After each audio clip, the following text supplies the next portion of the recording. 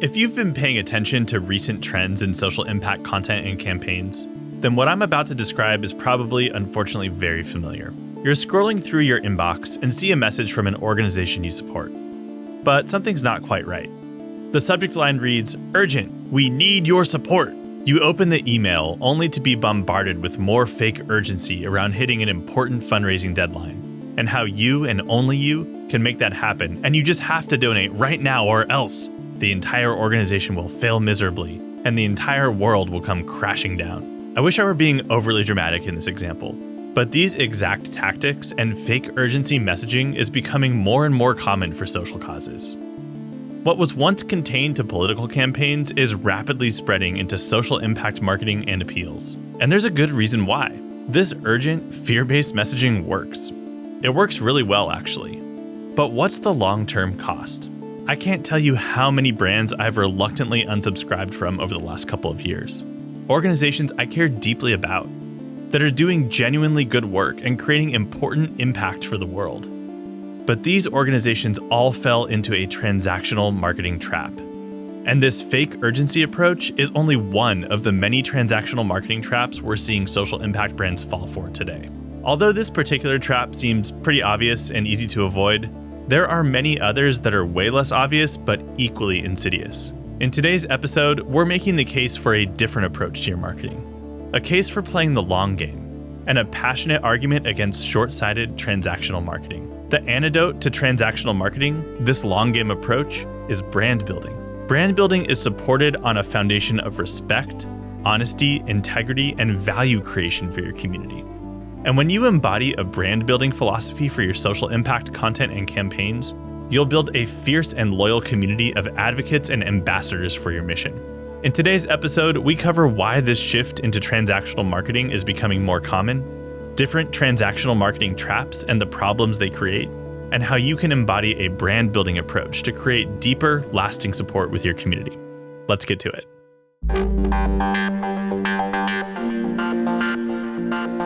I'm Eric Ressler, and this is Designing Tomorrow.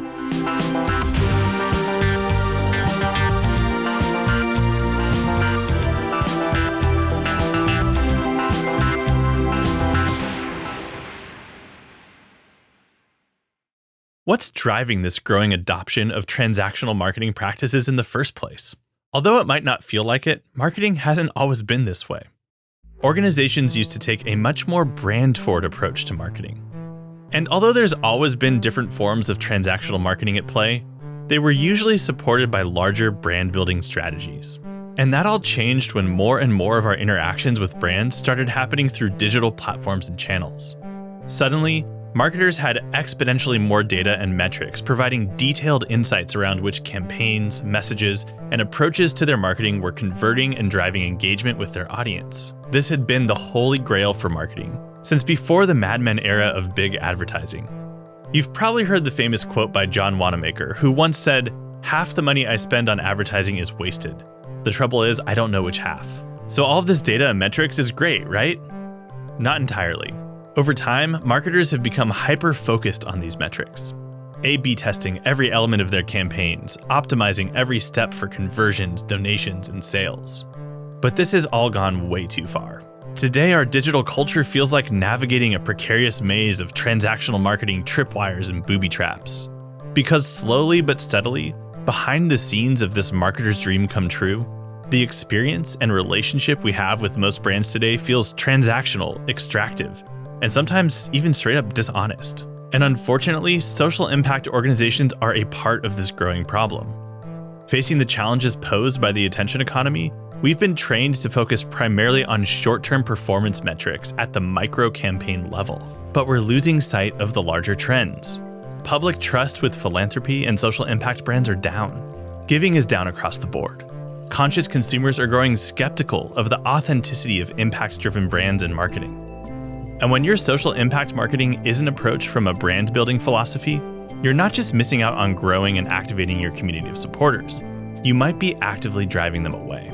Luckily, there's a middle ground between complete trust in brand building and this transactional marketing trade-off. You can approach your marketing from a brand building perspective and still use these new tools and technologies. And when you find this middle ground, the true power of brand and technology shine most brightly.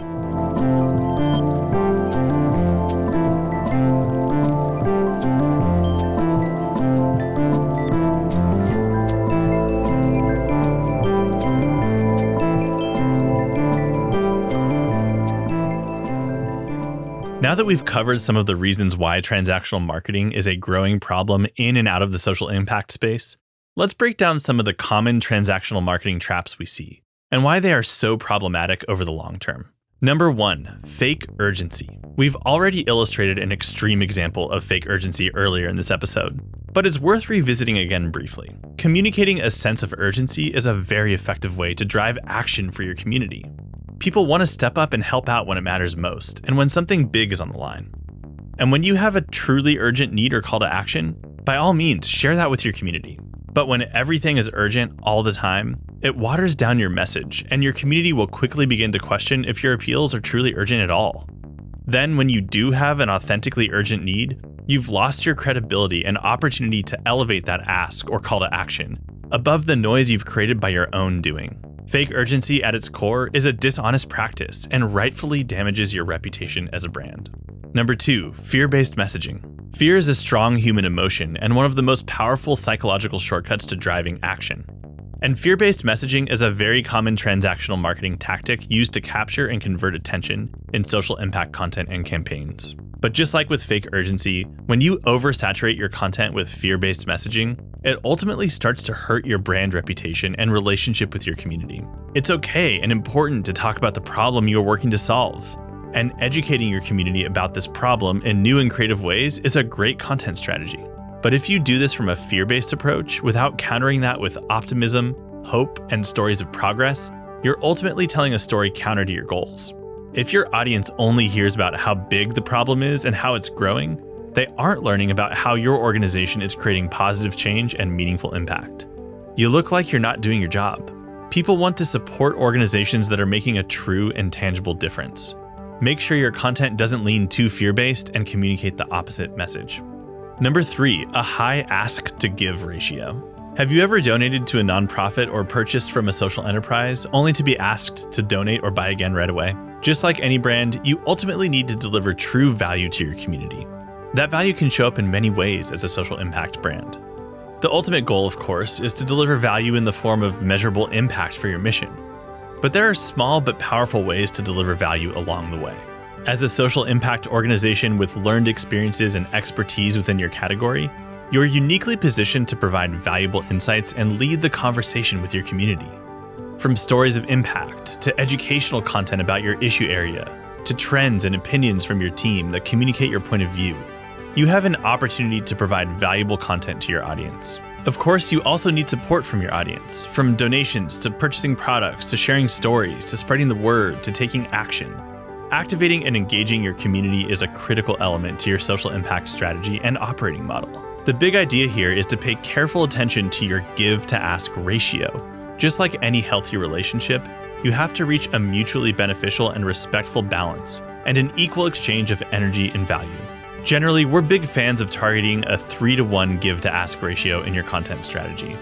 Put simply, for every 4 pieces of content distributed to your community, the primary focus of 3 should be on giving value to your community, and just 1 primarily focused on asking for support. This ensures that your overall experience for your supporters feels valuable and balanced.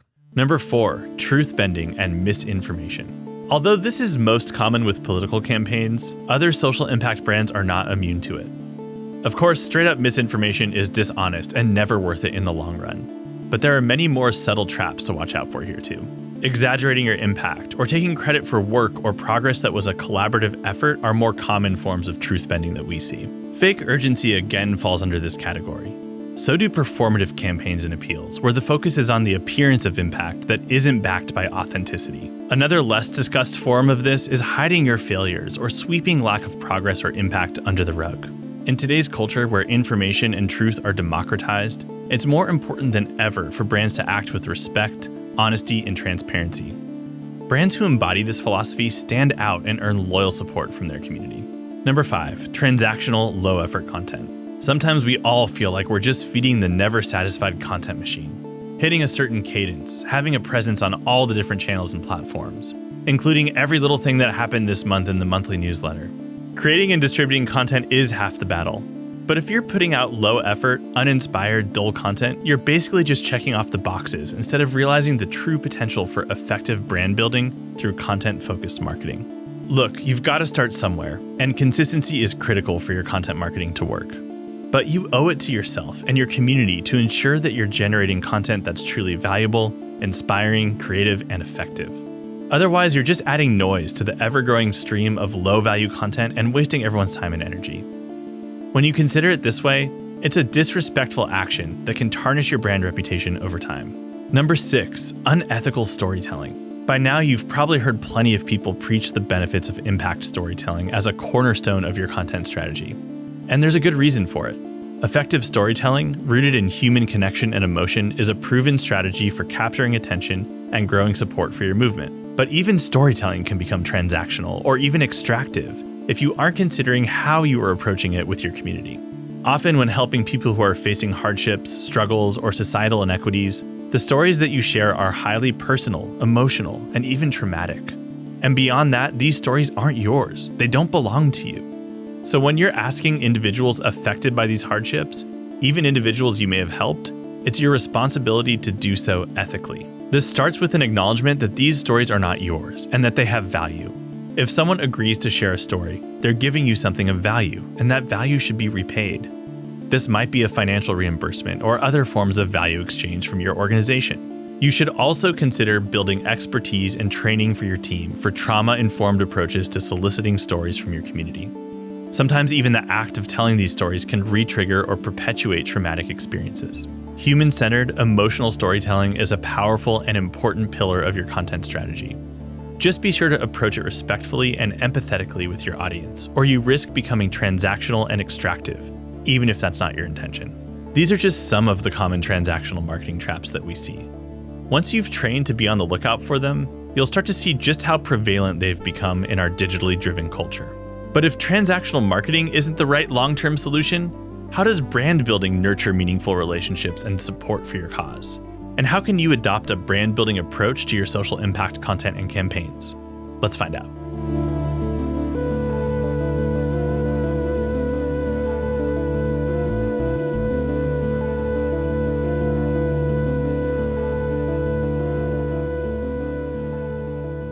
We've covered the reasons behind this growing issue of transactional marketing and reviewed some of the common transactional marketing traps we see in the real world. But what does a brand building approach look like? And how can you build a social impact brand that nurtures meaningful relationships with your community and supporters? Before we get into the specific strategies, there's a really important example of a brand, and more specifically, a particular campaign that is the quintessential case study of an organization with a relentless commitment to brand building. I almost hate to use this example here because when we started the podcast, I made a commitment to avoid using this brand as an example. But it's just too good to hold out on this one. This brand, probably not too surprisingly, is Patagonia.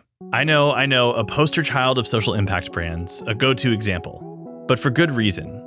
And one of the best examples of an organization committed to playing the long game.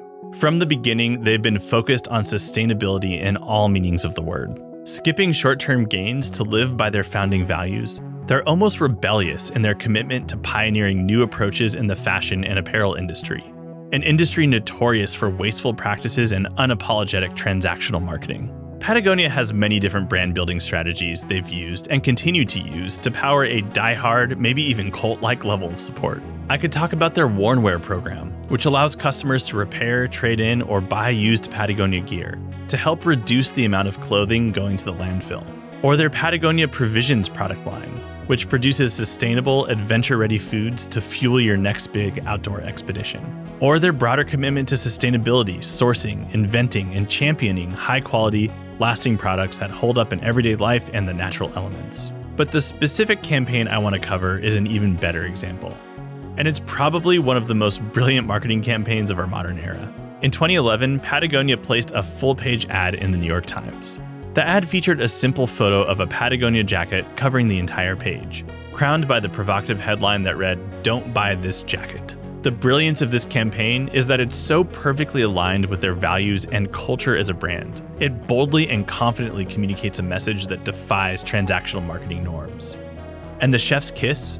This ad ran on Black Friday, which might as well be a transactional marketing holiday. You might be thinking this was just a smart PR move by Patagonia. And it was a smart PR move. In fact, sales from the campaign outperformed their baseline by 30%. So, did the campaign actually backfire in its strategy to reduce consumption? It would have if Patagonia didn't back this campaign up with the Common Threads initiative, a program that spearheaded much of the impressive improvements and sustainability efforts that Patagonia has continued to invest in to this day. It's precisely because they have a track record of authentic and measurable impact, supported by a strong brand reputation, that we can call this campaign a success by all measures, and not just purpose marketing hype. This example showcases how strategic brand building, approached and applied consistently and creatively, outperforms transactional marketing and wins the hearts and minds of your community. And the best news? You can use these same strategies for your social impact brand. We get to that next.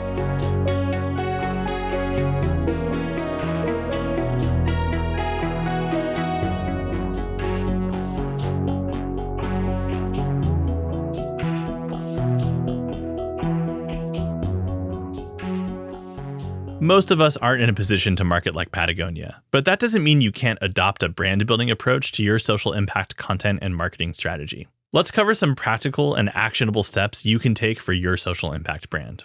Number 1, know your values and culture. If you don't have a clear sense of what's authentic for your brand, it's going to be more difficult to know what marketing activities are supporting brand building versus transactional marketing. Number 2, understand your core community. You also need to understand your core community deeply. Focus on creating content, messages, and campaigns that speak directly to your bullseye community members and die-hard supporters. If you try to appeal to a broader audience, you're already slipping into another transactional marketing trap. Number 3, expand your horizons. Let me be clear, you should absolutely measure engagement, conversion, and other metrics for your campaigns. Branding and marketing is an art and a science. But don't get caught in assessing every single post or email or campaign in a silo. Look at the larger trends and evaluate your marketing as a whole. Think months, not weeks or days. Remember, brand building is the long game. You have to give it a chance to play out before you call it a flop and revert back to short-term tactics. Number 4, market with empathy. Before you press post or plan your next campaign, take a moment to put yourself in your ideal supporter's shoes. Would you want to be on the receiving end of whatever it is you're communicating or creating? Is it providing real, tangible value for your community?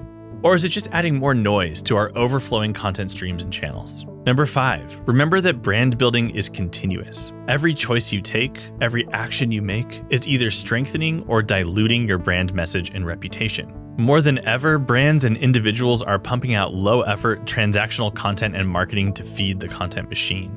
We are entering the era of authenticity, and we will become more discerning than ever around which brands to support and which brands to ignore and forget. Number 6, brand building is co-created with your community. Brand building is not a one-way street. It's co-created by you and your community of supporters. This is only possible with deep listening, learning, and open and transparent communication with your community. Being willing to accept constructive criticism, remain brutally honest, and develop a learning mindset as an organization are critical to the success of a brand building approach. Number 7, brand building transcends marketing. Although brand building as a philosophy should inform your content, campaigns, and marketing strategies and actions, it's important to remember that true brand building is a result of the actions that you take every day outside of your marketing. Are your choices, investments of time and resources, and real-world decisions supporting the brand you are building? If not, your cause marketing quickly becomes inauthentic cause washing. I hope these ideas are a helpful starting point to get your gears turning around how you might rethink your social impact brand strategy. I won't pretend the brand building way is the easy way, but the rewards are well worth the effort.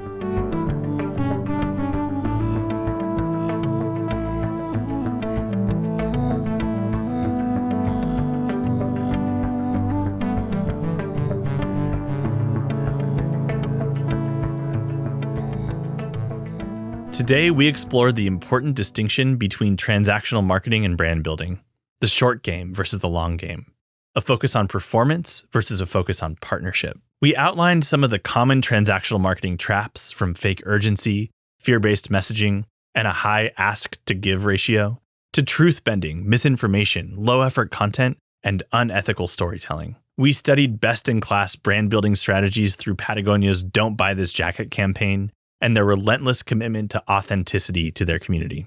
And we outlined some specific tips and insights for how you can embody a brand-building approach for your social impact organization. To practice effective brand building, you have to know your values and culture, understand your core community, and expand your horizons, market with empathy, and continuously co-create your brand in partnership with your community. Before you post your next message or plan your next campaign, remember to take a moment to pause, reflect, and honestly answer this question. Is this approach building my brand and providing value for my community? Or am I thinking about my marketing and my mission transactionally? The brand building way is not for the faint of heart. But if you're listening to this podcast and you've made it this far, I have a feeling that you've got the courage and the creativity to join us in our commitment to playing the long game. Because at the end of the day, it's just a better game to play. If you enjoyed today's video, please be sure to hit like and subscribe, or even leave us a comment. It really helps. Thank you. And thank you for all that you do for your cause and for being part of the movement to move humanity and the planet forward.